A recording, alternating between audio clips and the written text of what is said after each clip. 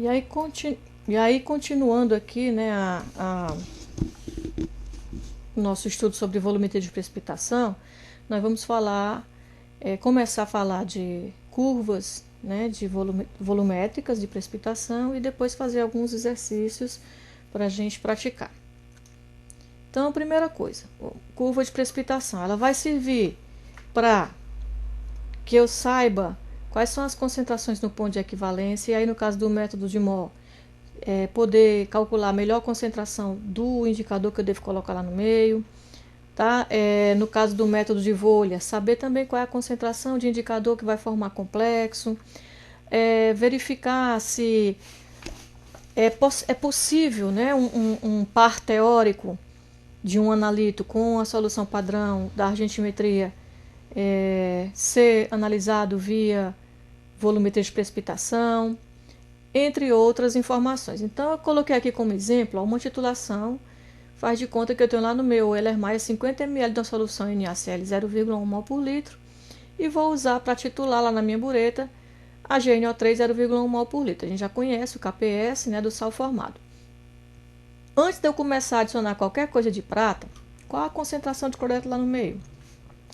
A gente sabe, né, já lá da volumetria de neutralização, que a gente sempre acompanha a variação da concentração de uma espécie presente dentro do Euler-Maia pelo volume adicionado de solução padrão, né? Esses são os meus eixos. Eixo X é o volume de solução padrão, eixo Y é a concentração.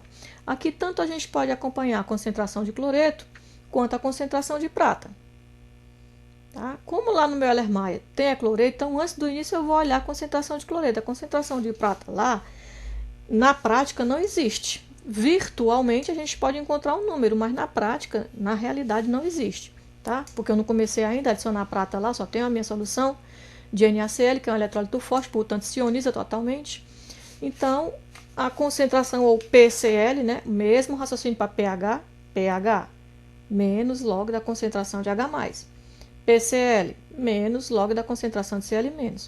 Como a minha solução é 0,1 de um eletrólito forte, totalmente ionizável, então vai ser menos log de 0,1. O PCl antes do início é 1.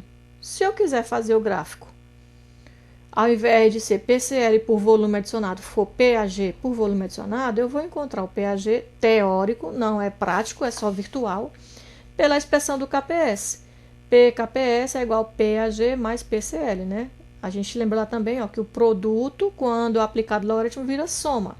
Então, se eu aplicar o antilogaritmo em todo mundo aqui, eu vou ficar com PKPS igual a PAG mais PCl. Eu tenho o valor do KPS, posso aplicar e descobrir o PKPS. Tenho o valor do PCl e descubro o PAG, que aqui no caso 8,92. Aí eu vou começar a titular, abri a minha torneirinha e comecei a jogar lá a GNO3. Então, adicionei 10 ml. Qual é a concentração de Cl lá no meio? Qualquer ponto, desde a primeira gotinha até a última gotinha antes do ponto de equivalência, eu calculo dessa forma. Forma semelhante que a gente já viu lá na volumetria de neutralização. Então, ó, qual é a nova concentração de cloretos? É o número de mol de cloreto sobre o volume total dentro do Euler-Maia. Quanto é que eu tenho de cloreto? Ora, eu tinha inicialmente 50. Coloquei 10 de prata, formou a GCl e precipitou, saiu da solução. Então, sobrou quanto ainda na solução? Ó, 40. Que concentração? Concentração do NaCl é 0,1. Então, número de mol do cloreto 0,1 vezes 40. A concentração é o número de mol sobre o volume da solução. Qual é o volume que eu tenho dentro do Euler-Maia? Inicialmente eu tinha 50, adicionei 10 de AgNO3, então o total lá dentro, ó, 60. Aí eu descubro a nova concentração de cloreto, o novo PAG, antes era 1, agora é 1,18, desculpa, o novo PCl, e também, pela essa mesma relação, o PAG. Então, até uma gotinha antes do ponto de equivalência, eu uso esse cálculo. Cheguei no ponto de equivalência, como é que eu faço? Vamos ver. Então, ó, no ponto de equivalência, quer dizer que eu adicionei quantidades iguais, porque a reação entre a prata e o cloreto é de 1 para 1. Na volumetria de precipitação, ó, haletos e prata, Cl e prata sempre 1 para 1. Ag e iodeto, 1 para 1. Assim vai indo. Tá? Então, ó, após a adição de 50 ml de nitrato de prata, então todo o cloreto que tinha lá já reagiu com Ag e precipitou. Quem vai reger qualquer quantidade de Ag, mas eu disse L menos lá no meio, é o KPS. É um sal pouco solúvel, mas não é insolúvel. Então, um pouquinho que solubiliza vai depender desse KPS. A expressão do KPS é a produto da concentração de Ag+, por Cl-. Ou seja, KPS é o produto das solubilidades da prata e do cloreto, do íon prata e do íon cloreto. A solubilidade vai ser a raiz quadrada do KPS. Então, a gente vai encontrar essa solubilidade e, portanto, PCl ou PAG 4,96. Agora, eu atingi o ponto de equivalência, eu vou fazer um excesso só para poder fazer a segunda parte da curva. Tá? Adicionei um excesso, 57 ml de AgNO3, 0,1 mol por litro. Vejam que agora já tem o excesso. Os 50 primeiro foram todos para reagir com o cloreto e precipitar, não ficou prata na solução. Então, esse 7 que passou é o que eu tenho de excesso na solução. Excesso de quê? De prata. Agora não tem mais cloreto, teoricamente o cloreto está todo precipitado. Então, ó, qual é a concentração de prata lá no meio? 0,1, que é a sua concentração, 7, que é o seu volume, e o volume total dentro do Erlenmeyer. 50 que eu tinha no início, de NaCl, com mais 57 que eu joguei de nitrato de prata, 107. Então, a gente vai encontrar a nova concentração de prata. Nitrato de prata também é um eletrólito forte, se ioniza totalmente. Vai encontrar o PAG, que é real. Teoricamente, o PCl lá não existe, né? Mas a gente, pela relação de KPS, a gente encontra também o valor de PCl e pode aplicar os valores obtidos pelos cálculos na curva, encontrando a seguinte figura. Tá? Aqui, ó, é uma curva fazendo PCl por volume, e se eu fizer PAG é o contrário, ó, PAG por volume. Tá? Mesmo formato, sempre as curvas de precipitação terão esse formato de S, com uma grande inflexão aqui em torno do ponto de equivalência, que é o que permite que a gente localize o ponto final o mais próximo possível do ponto de equivalência. E aí, ó, a gente precisa ter alguns cuidados. Cuidado com excesso de reagente precipitante. Por quê? Estou falando isso. Às vezes você chega lá no laboratório com uma pressa, que eu não sei para que essa pressa. Aí vai fazer a solução, diz assim, olha para o teu colega que chegou mais cedo, faz de conta que você chegou atrasado, diz assim, deu quanto aí a tua titulação? Ai, a minha gastou 12, ó. Ah, então abre essa torneirinha aí até 10, quando chegar em 10 a gente fecha, aí começar a adicionar bem devagarinho. Isso é um problema sério, pode ser uma grande fonte de erro, porque eu estou tentando formar um precipitado. Mas quando eu tenho um excesso do reagente em determinado ponto, ao invés de formar um precipitado, eu posso formar um complexo. E os complexos são solúveis, então não vai precipitar nada. Você não vai conseguir ver o precipitado se formar e, consequentemente, não vai conseguir ver o ponto final correto da solução, tá? Vamos ver isso matematicamente. Como é que ocorre? Coloquei aqui um exemplo. Calcular a solubilidade do cloreto de prata para as concentrações de um cloreto de 10, 1, 5 vezes 10 a menos 1, 2 vezes 10 a menos 1, tá? Aqui tá tudinho. Eu vou fazer com 10 a menos 4 e aí depois a gente só aplica e faz uma tabelinha com todos os valores. Então, ó, para a concentração de 10 a menos 4 de cloreto, eu estou titulando e eu coloquei uma quantidade de cloreto lá no meio de uma vez que deu essa concentração aqui, 10 a menos 4, 1 vezes 10 a menos 4. Então, ó, eu sei que o AgCl tem o KPS 1,2 vezes 10 a menos 10. Então, se fosse sem esse excesso de cloreto, para eu descobrir a concentração de cloreto, era só tirar a raiz quadrada daqui. Mas, ó, eu adicionei um excesso. Então, ó, a prata, ela reage com cloreto formando AgCl, que é o que eu quero. Como eu adicionei um excesso, sobrou cloreto lá no meio, desculpa, dei um de cebolinha agora. E ele vai se ligar a esse AgCl formando o AgCl2-. Isso aqui a gente chama de complexo. Os complexos, eles são regidos por constantes que seguem o mesmo raciocínio da constante de equilíbrio, só que a gente chama de constante de formação, porque eu estou formando um complexo. Tá? Então, esse complexo 1, a constante de equilíbrio dele, ó, como é formação, o que é que eu tenho no produto? AgCl, então vai para o numerador. Sobre Ag mais Cl menos. O valor dessa constante, 1,1 vezes 10 a terceira. Ó. Observe que é positivo, porque eu estou formando e não dissociando. Como eu adicionei cloreto em excesso, eu agora formei um segundo complexo, né? Uma segunda espécie. Esse aqui é o meu precipitado, né? E aqui é o meu complexo, AgCl2-. Constante de formação, concentração de HCl 2- sobre concentração de HCl sobre Cl-. Então, constante de formação, 1 vezes 10 a segunda. Qual vai ser a concentração de cloreto lá no meio para eu poder calcular? Ora, a concentração de cloreto é a sua solubilidade, aquela que vem lá do HCl, quando ele se ioniza. E o excesso que eu coloquei lá, ó, 10 a menos 4, é a soma. Tá? A gente sabe que para calcular a concentração de cloreto bastava que eu fizesse isso. Mas a de prata, ó, eu tenho prata iônica, tenho prata na forma de HCl e tenho prata na forma de Ag2Cl2-. Então, eu tenho que somar as quantidades de todas essas espécies que contêm prata. Então, beleza, Ag+, AgCl.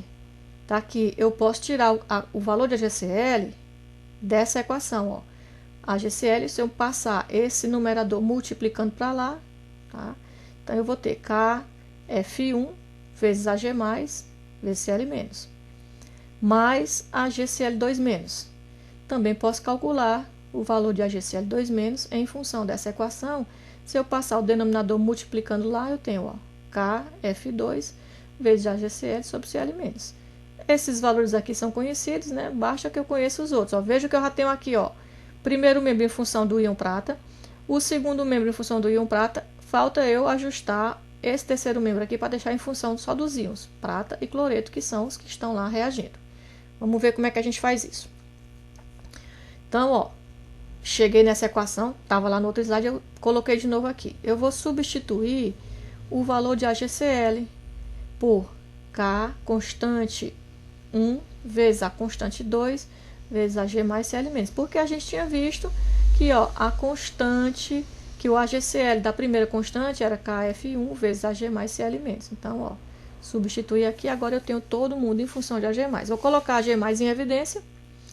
Ag+ dividido por Ag+, 1, mais Ag+ dividido por KF1 Ag mais Cl-, fica KF1 Cl-, e aqui vai ficar KF1, KF2, Cl- ao quadrado. Então, já tenho todo mundo, ó, em função das constantes e do Cl-. Tá? Isso aqui é 1. Então, ó, lá no estudo dos complexos, que vocês... não sei se vocês veem na analítica 2, eu acho que não.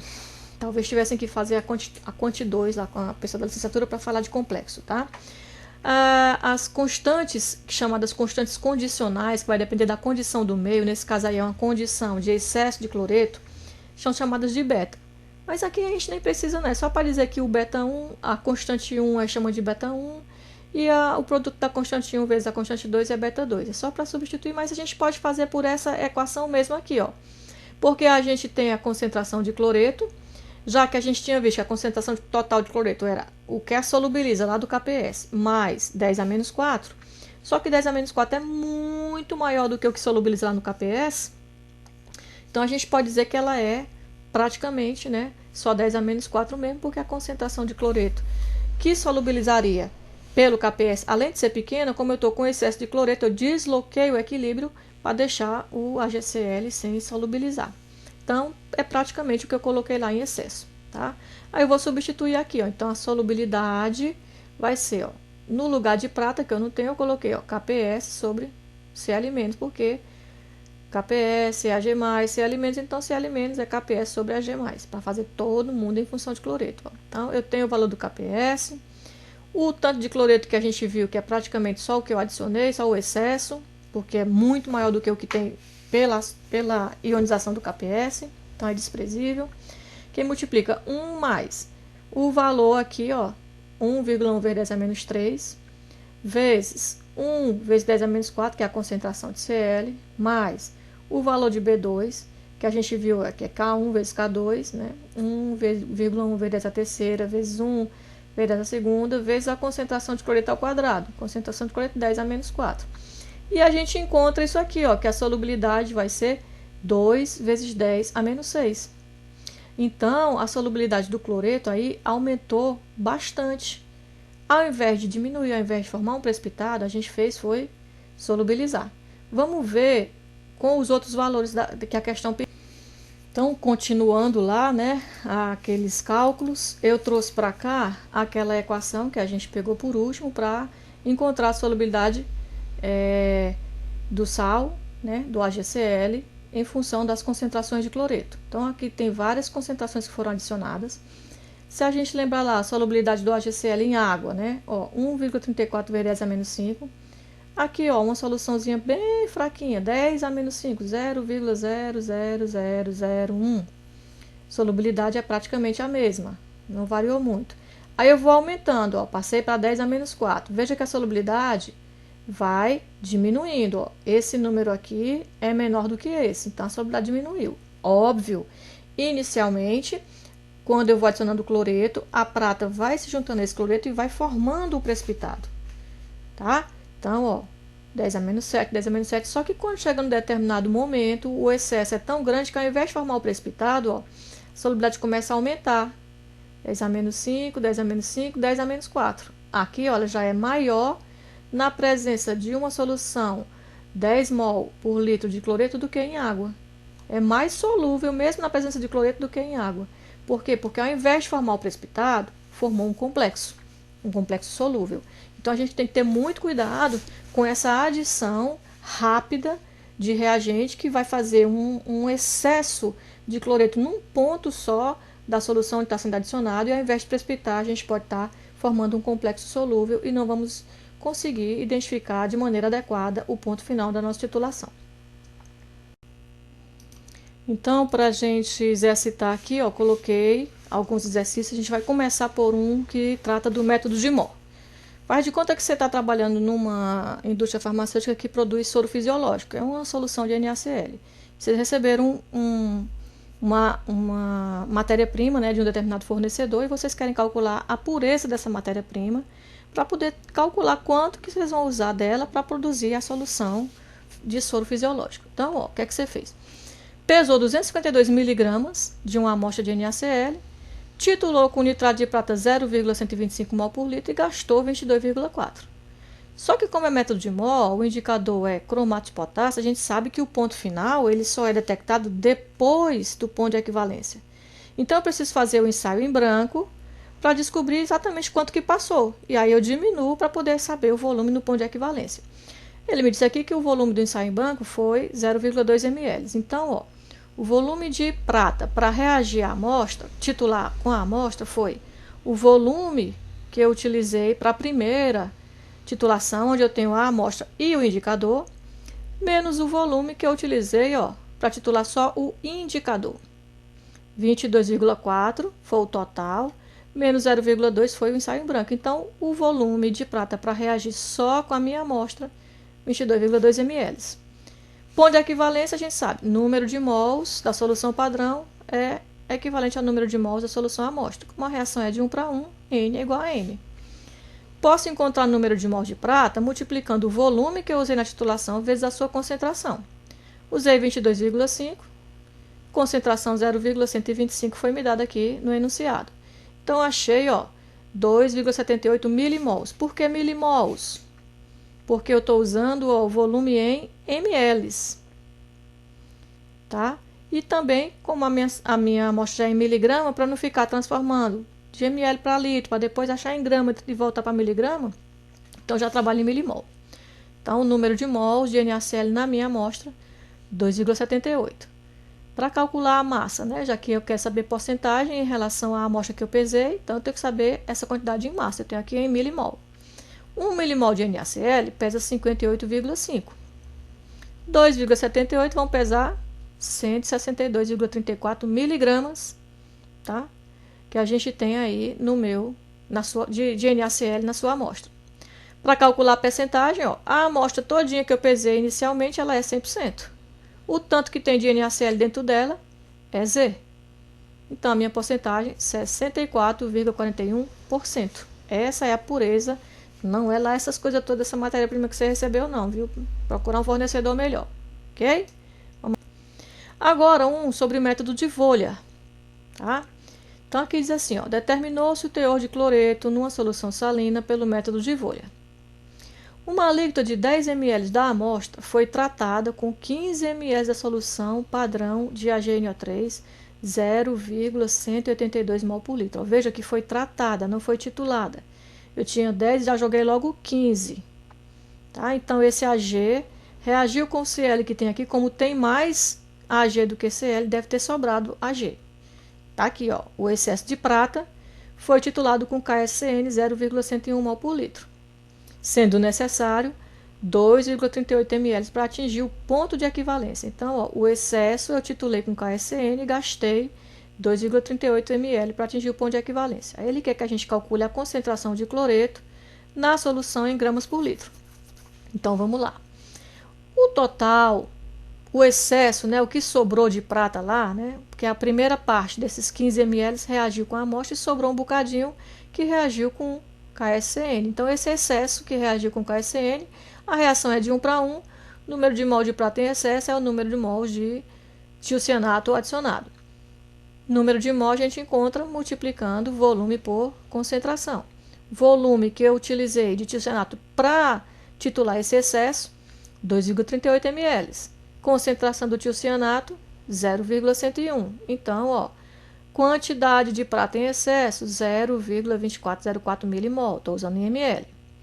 Então, quanto de prata reagiu totalmente com a minha amostra? Ora, o tanto que eu coloquei inicialmente, aqueles 15, tinha um determinado número de mols. Volume de prata, que é 15, vezes a concentração dela, que é 0,182. Então, eu coloquei ao todo 1,773 milimols. Uma parte reagiu com o cloreto, outra parte sobrou. Aqui sobrou, ó, reagiu com o tiocianato, eu já sei quanto é. Então, se eu pego o total menos o que sobrou, eu descubro exatamente o tanto que reagiu com o cloreto. Então, como a reação da prata com cloreto é de 1 para 1, esse tanto que reagiu é o tanto de cloreto. Então, a concentração de cloreto na amostra é o número de mol sobre o volume de cloreto. Qual é o volume de cloreto? Que ele colocou a alíquota da amostra, ó, 10 ml. Então, eu encontrei que a concentração de cloreto nessa minha amostra é 0,1533 mols por litro. Mas ele não quer essa resposta, ele quer que eu calcule em gramas por litro. Então, vamos lá. Vou transformar mol em massa. 1 mol de cloreto pesa 35,5 gramas por mol. Isso aqui já está em litro, ó. Então, eu vou pegar esse tanto de mol que tem num litro e transformar em massa. 0,1533 mols vai corresponder a X. 5,44 gramas. Em que volume? Em litros, porque eu já peguei ali o volume. Então, a concentração de cloreto dessa minha solução, 5,44 gramas por litro. E aqui é um exercício sobre curvas de precipitação. Ele pediu, é justamente para a gente ver aquela história da variação brusca em torno do ponto de equivalência, tá? Ó, calcule a variação de pH entre 1% antes e 1% depois do ponto de equivalência. Para isso, você deve considerar a titulação de 25 ml de solução de nitrato de prata 0,1 com a solução equimolar, ou seja, a mesma concentração de cloreto de sódio. Então, vamos lá. O número de mols de AgNO3 vai ser a sua concentração pelo seu volume, que eu vou ter no ponto de equivalência, né? Porque ele quer 1% antes e 1% depois. Então, ó, no ponto de equivalência, o número de mols de NaCl adicionado é igual ao número de mols inicial do nitrato de prata, quando a reação se completou por total. Como o que eu usei de nitrato de prata foi 0,1, a concentração dela, vezes 25, eu tenho 2,5 milimols de prata lá no meio, que reagiu com, obviamente, 2,5 milimol de cloreto. Então, eu descobri qual é o número de mol de cloreto no ponto de equivalência. Tá? Qual é o volume que eu tenho, então, que adicionar de cloreto no ponto de equivalência? Ó, volume, número de mol, né? Vou lá, volume vezes concentração. Então, volume é número de mol sobre concentração. Ou seja, o volume do ponto de equivalência é 25. Só para mostrar aqui, eu não pediu isso, só para a gente ver. Ó, como a reação é de 1 para 1, eu tinha duas soluções com a mesma concentração, então vão chegar no ponto de equivalência usando volumes iguais. Então, qual é o pH 1% antes do ponto de equivalência? Ora, para saber o pH é menos log da concentração de prata. Então, eu tenho que descobrir a concentração de prata. Vamos lá. 1% antes quer dizer que eu já reagi, né?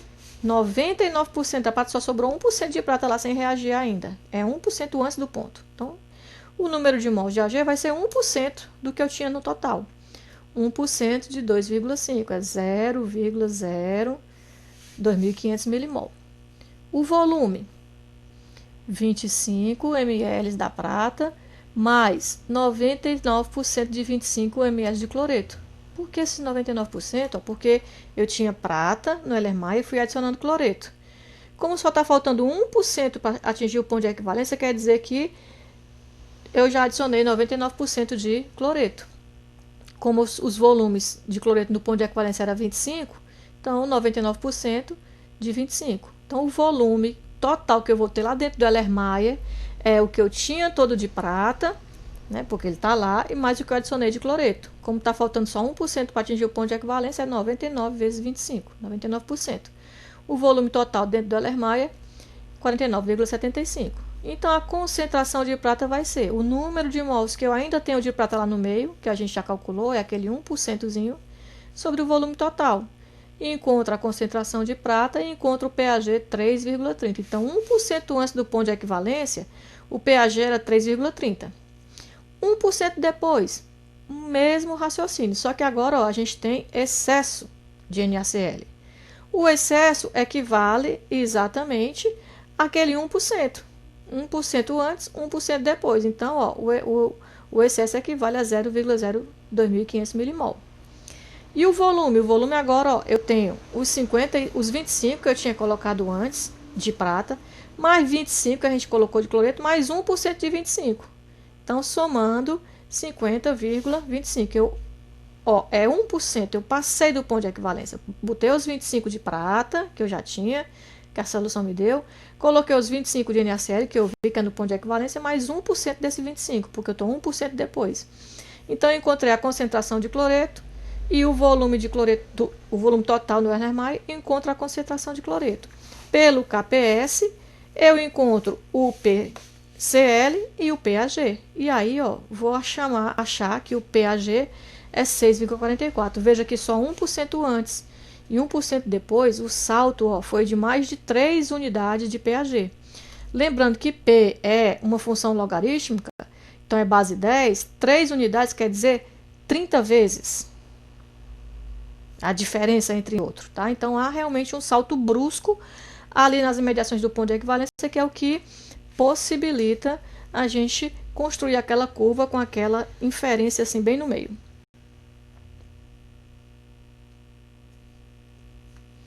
E para a gente terminar, eu fiz aqui ó, um exercício para revisar aquela história de precipitação fracionada lá, que é o que acontece com o indicador cromato de potássio com a prata. Então, ó, aqui diz o seguinte: 40 ml de uma mistura contendo 0,0502 mol por litro de Ki e 0,0500 mol por litro de KCl foram titulados com AgNO3 0,0845 mol por litro.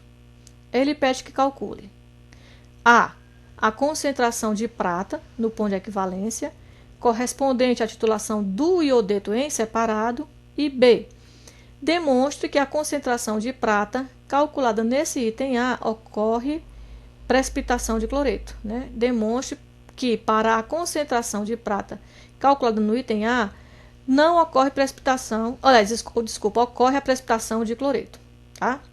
Então, aqui ele deu o dado do KPS do AGI e do AgCl. Então, primeiro, item A, calcular qual é a concentração de prata no ponto de equivalência. Então, vamos lá. O AGI em solução no ponto de equivalência é o proveniente da dissolução do precipitado formado. Tá? Primeiro, quem é que precipita primeiro? Ó, AGI e AgCl. Ambos são de 1 para 1. Então, como são sais iguais, 1 para 1, prata com o seu ânion, a gente pode só pelo KPS saber quem tem menor solubilidade. Como o KPS do AGI é bem menor, 1,5 vezes 10 a menos 16, em relação ao da prata, AgCl, que é 1,2 vezes 10 a menos 10, então esse aqui com certeza vai precipitar primeiro, tá? Então, por isso que a gente está falando aqui de AGI. O AGI em solução no ponto de equivalência vai ser aquele que provém só da dissolução do precipitado, ou seja, regido pelo KPS, tá? Então, a gente tem que a equação do KPS é AG mais vezes I menos. Como as duas concentrações são iguais, eu posso chamar todo mundo de AG mais. 1,5 vezes 10 a menos 16, que é o valor do KPS, vai ser igual a AG mais ao quadrado. Então, a concentração de prata no ponto de equivalência, 1,2 vezes 10 a menos 8 mol por litro. Aí ele quer saber se ocorre precipitação de cloreto nesse momento aqui em que eu estou chegando no ponto de equivalência do AGI. Então, vamos lá. Se o quociente da reação for superior ao KPS, observa-se-á precipitação. Tá? Isso aqui é uma regra. Se o quociente da reação, a razão, né, dividir um pelo outro, for superior ao KPS, a gente sabe que existe precipitação. Então, como ele quer saber se há precipitação de cloreto, a gente precisa saber qual é a concentração de cloreto. Tá? Concentração de cloreto ela é diferente da inicial. Por quê? Porque eu adicionei volumes aqui. Eu tinha 40 de uma mistura e fui adicionando prata até titular todo o KI. Então, o volume total dentro do Erlenmeyer mudou. A concentração de cloreto mudou. Tá? Então, vamos ver como é que a gente sabe qual é a concentração do cloreto depois que eu adicionei prata para precipitar o iodeto. Então, ó, a gente já sabe no ponto de equivalência que o número de mols de prata é igual ao número de mols de iodeto e que eu posso encontrar o número de mols multiplicando o volume vezes a concentração. Então, eu vou ter que o volume de prata vezes a concentração de prata é igual ao volume de iodeto vezes a concentração de iodeto. Então, ó, quer saber qual é o volume de prata que foi adicionado lá. Concentração da prata eu conheço. O volume do iodeto eu conheço, porque ele disse que eu tinha 40 ml de uma mistura, né? É o volume total da solução que eu tenho dentro do Erlenmeyer, vezes a concentração aqui do iodeto. Achei, ó, que o volume de prata para titular o iodeto é 23,76, ou seja, daqueles 40 ml lá, 23,76 de prata foi para titular só o iodeto. Ainda tem o resto lá que é de cloreto. Então, o volume total é os 40 que eu tinha no Erlenmeyer, mas o tanto que eu coloquei de prata para titular o cloreto, ou o iodeto, desculpa. O volume total 63,76. O que aconteceu com o cloreto? O cloreto foi diluído. Ele estava presente nessas 40 ml de solução. Como eu aumentei o volume dentro do Erlenmeyer, houve uma diluição. Então, eu posso calcular pela lei da diluição. Concentração inicial de cloreto, que era 0,05, porque ele disse ó, que tinha uma mistura aqui, 0,05 mol de cloreto, tá? KCl, vezes o volume dele, total da mistura era 40, é igual a concentração final vezes o volume final. Então, eu encontrei a concentração aqui, ó, final de cloreto, e aí eu vou fazer essa comparação aqui, ó. Neste momento, o coeficiente da reação Ag vezes Cl-, que é igual ao KPS, né? Tá? Vezes 0,314, que é a concentração de cloreto. Tá? Então, ó, porque Ag Cl- é igual ao KPS. Então, a concentração de Ag+, tá?